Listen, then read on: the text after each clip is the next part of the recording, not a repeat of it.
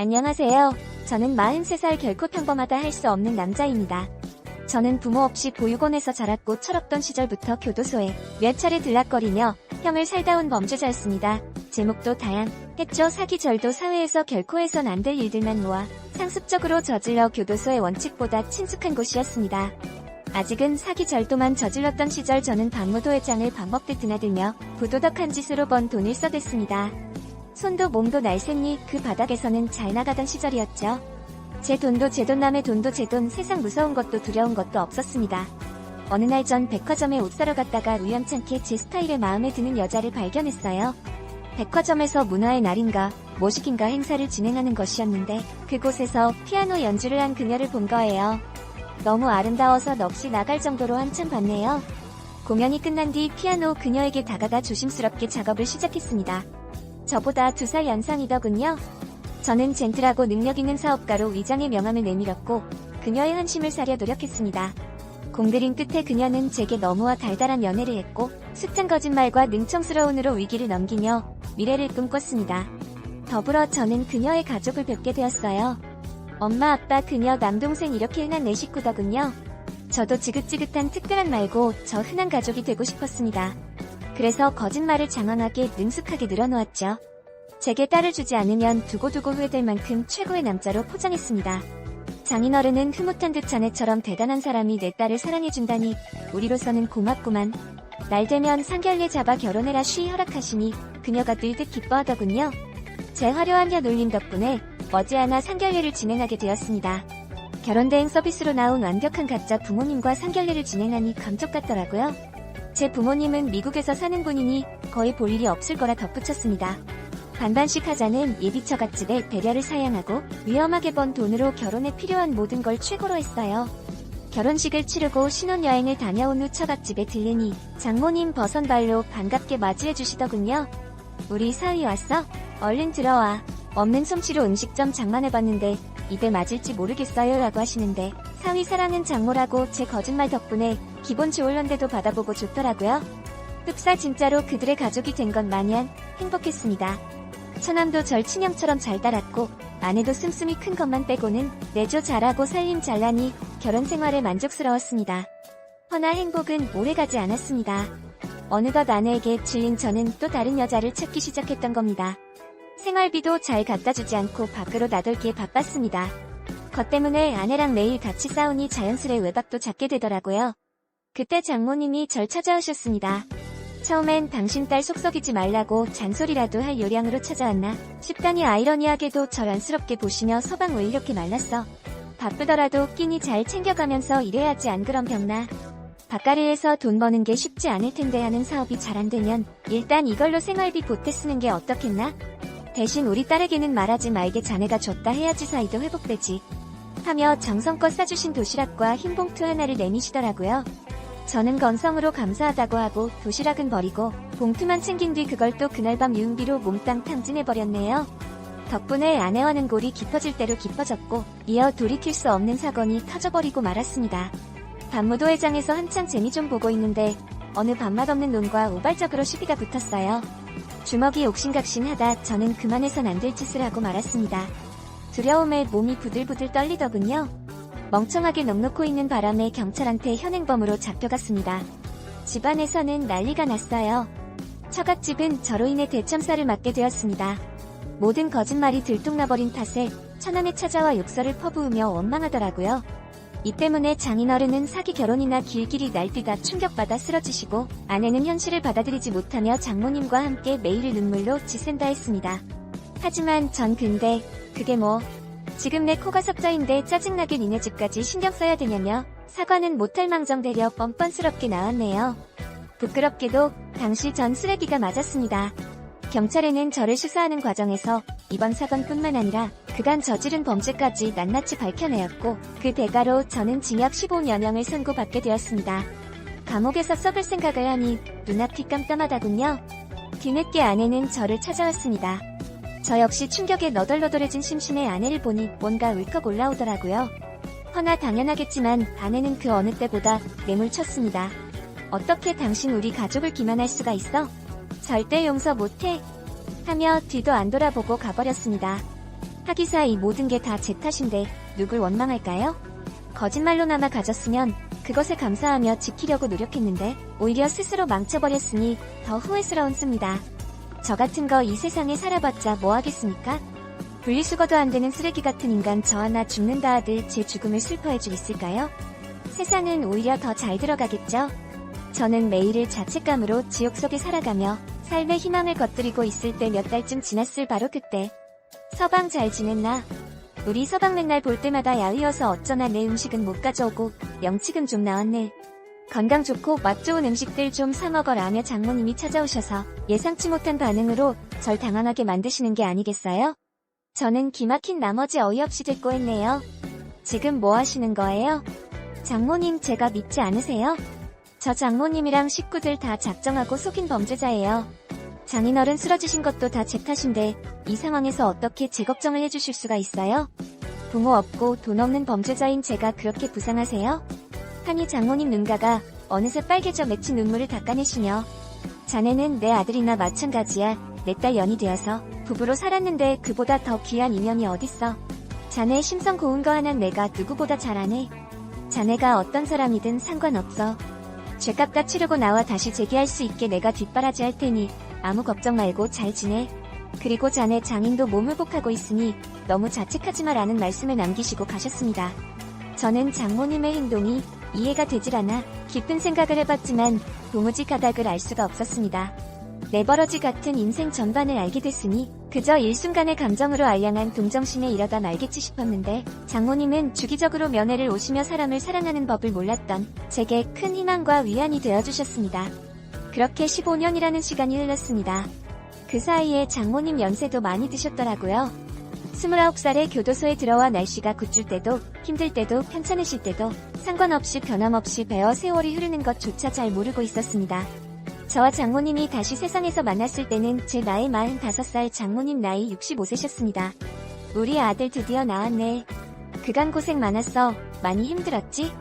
우리 앞으론 3살 안 돼서 잘 살아보자. 장모님께서 희끗한 머리로 제 손에 하얀 두부를 쥐어주시며 저를 위해 성스러운 모습으로 기도해 주셨는데 저도 그 기도에 화답하며 2번 다시 악의 꾀를 쫓지 않겠다고 맹세했습니다. 18년 동안 참 많은 게 바뀌었습니다. 장인어른은 평소에 혈압이 높아 갑자기 쓰러지셔서 안타깝게도 일찍 운명하셨고 첫남은 결혼해서 가정을 꾸려 애 낳고 아내 역시 저는 그렇게 되고 얼마 안 가 좋은 남자 만나 결혼해 지금 아이들 낳고 잘 산다고 합니다. 제가 그들 인생의 애초부터 서슬적으로 돌아가 너무나도 잘 살고 있으니 마음이 놓이다가도 한편으로는 씁쓸하다더군요. 참 사람의 마음에 이상하지요. 잊혀졌으면 좋겠는데 한편으론 잊혀지는 게 아쉬운 이 말이죠. 모든 게 다 변했는데 변하지 않은 사람이 있었다면 바로 장모님이셨습니다. 전 장모님께 은혜를 보답드리기 위해 취업 준비를 했어요. 확실히 전과가 있으니 쉽지는 않더라고요. 냉담한 차별의 시선에 저도 모르게 주춤거렸고 합리화를 하며 유혹의 길을 생각할 때쯤에 항상 장모님께서 엄하게 당부하셨습니다. 우리 아들 엄마랑 약속 한 있었지? 세상은 스스로 돕는 자를 돕는 법이다. 내가 변함없이 노력하면 문이 반드시 열릴 거야. 네가 날 받아주었던 것처럼 말이야. 곁에서 우리 아들이라 하시며 잡아주셨던 장모님 아니 어머님 저는 그렇게 장모님의 아들로 살게 되었습니다. 저는 취업 대신 이번에도 장모님의 도움으로 푸드트럭으로 장사를 시작했습니다. 손맛이 좋으셨다면 장모님께서 사업 성공을 위해 물심양면으로 도와주셨고 저는 노하우를 익혀가며 밤새워가며 노하우를 연구하고 개발했습니다. 장모님께서 혹여 힘드실까 걱정이 되었지만 가끔 두통 있으신 것 빼고는 괜찮으시다면 쓸데없는 생각 말고 음식 맛에 집중하려면서 농담식으로 야단치지않네요.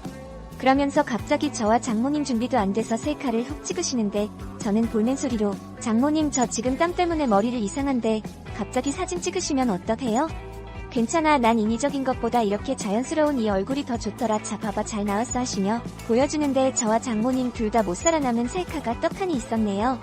다시 찍자고 했지만 시도 안 먹한 채 막 재밌다고 웃으시면서 저장하시는지 꾸중도 보여주더라고요. 저도 두 손 두 발 들고 같이 웃고 말았습니다. 지나고 나니 이 시간들은 제게 디귿도 번 다시 오지 않을 참 소중한 순간들이네요. 덕분에 푸드트럭 사업은 날로 번창했고 돈을 조금씩 손에 쥐게 된 저는 제일 먼저 장모님께 빚지는 사업자금을 갚고 매달 용돈을 드렸습니다. 급고안 받으시겠다고 사양하셨지만 억지로라도 드리지 않으면 제가 두 발 뻗고 잘 자신이 없었어요. 장사가 잘 돼서 손이 바빠지자 저는 장모님과 둘이 운영을 하게 되었습니다. 그날도 손님들이 줄이어 장사에 정신이 없었을 무렵 문득 눈앞에 낯익은 여자와 남자가 나타났습니다. 바로 전 아내와 처남이었어요. 전 아내와 처남은 길길이 날뛰며 푸드트럭의 재료들을 다 엎어버리고 장모님께 소리 지르더군요. 엄마 미쳤어? 어떻게 나를 감쪽같이 속이고 이 범죄자랑 나를 이루고 있어? 이 자식 나한테 우리 집한테 무슨 짓을 했는데 만약 내 남편이 알기라도 하면 그땐 엄마가 다 책임질 거야? 책임질 거냐고 하며 아까 구의를 쓰는 아내, 장모님 딸의 심정을 누구보다 잘 알기에 대답 대신 얘기하자 했으나 전 아내는 아랑곳 않고 제게 표독히 소화되었습니다. 사람까지 해친 범죄자면 평생 감옥이나 가서 썩을 것이지 무슨 자격으로 장사를 해? 내게 사기친 것도 부족해 우리 엄마까지 꼬드겨서 이용해 먹어 쓰레기 같은 놈. 여기 제 말 좀 들어보세요. 지금 장사는 사람이 흉악한 범죄자예요. 절대철 팔아주지 말고 딴 데 가서 먹어야 하며 온갖 장사를 깽판치는데 사람들은 제가 범죄자라는 소리를 듣고 하나둘씩 자리를 떠났고 죄인이었던 저는 고개를 수그리고는 아무 말 없이 전 아내의 비수꽂힌 말을 다 감당해야 되었습니다. 그러자 장모님 제 아내를 온몸으로 말리고 절 앞에서 보호해주시더군요. 그만해라. 비록 돌이킬 수 없는 잘못을 저질렀지만 18년 동안 죄의 대가 받고 새 사람으로 살려는 사람한테 이러면 안 된다. 이 사람도 괴로움에 18년과 제대로 못 살고 진심으로 반성하고 있어 살려고 아등바등 겨우 숨동트였는데 한때 남편이었던 사람 몫을 굳이 끊어야겠니? 그래서 18년 된 감옥 수발까지 한 거야? 엄마 왜 정신 차려? 엄마 이 남자 이딴 범죄자한테도 또 뒤통수 받고 싶어서 그래? 이 자식이랑 관계 정리할 때까지는 나랑 동생 얼굴 볼 생각도 하지 마. 그것만큼 절대 용서 못해라며 아내와 처남은 장모님 마음에 생채기를 낸 뒤 그렇게 가버렸습니다. 장모님은 시선에서 멀어지는 자식들을 보고 깊은 한숨을 내쉬고는 제게 미안하다 하시네요. 전 아내의 소란 덕분에 오늘 장사는 망가졌지만 장모님 마음을 추스르는 게 우선이었던 저는 아무렇지 않은데 장모님분 뚝미소를 띄우시며 저를 안아주시고는 눈시울을 붉히시더군요.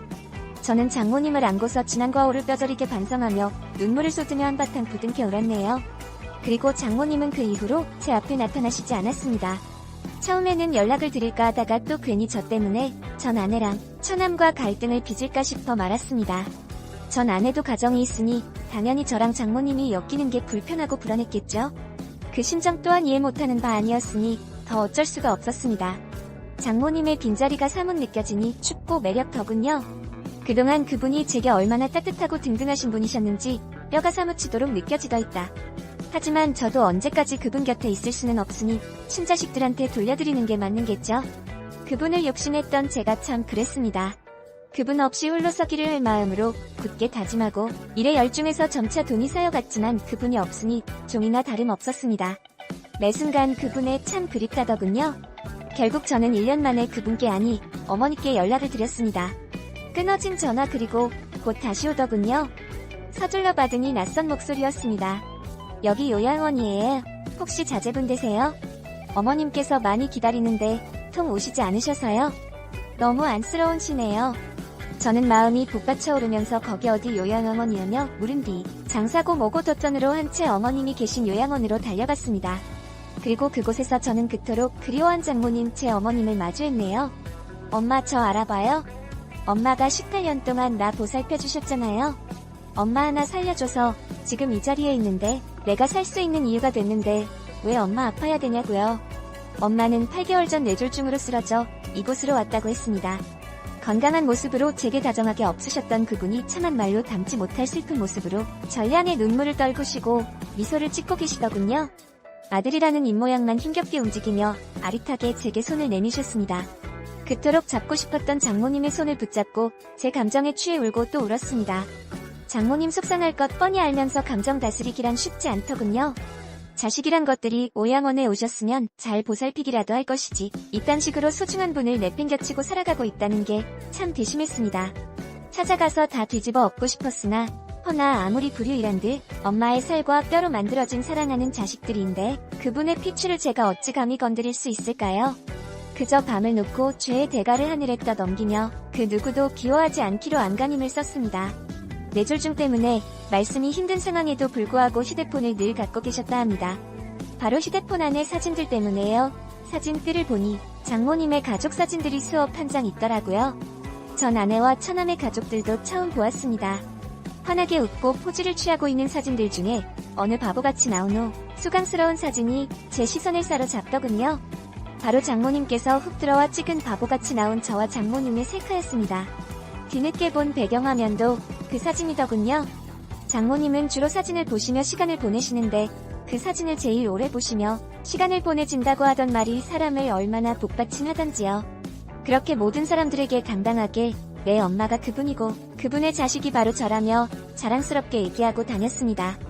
내 어머니 이제 내가 돌봐드릴 테니 걱정 마시라고, 앞으로 요양원 리더, 필요한 치료 비용도 제가 다 내겠으니 보호자는 제가 하겠다고 자처했고요.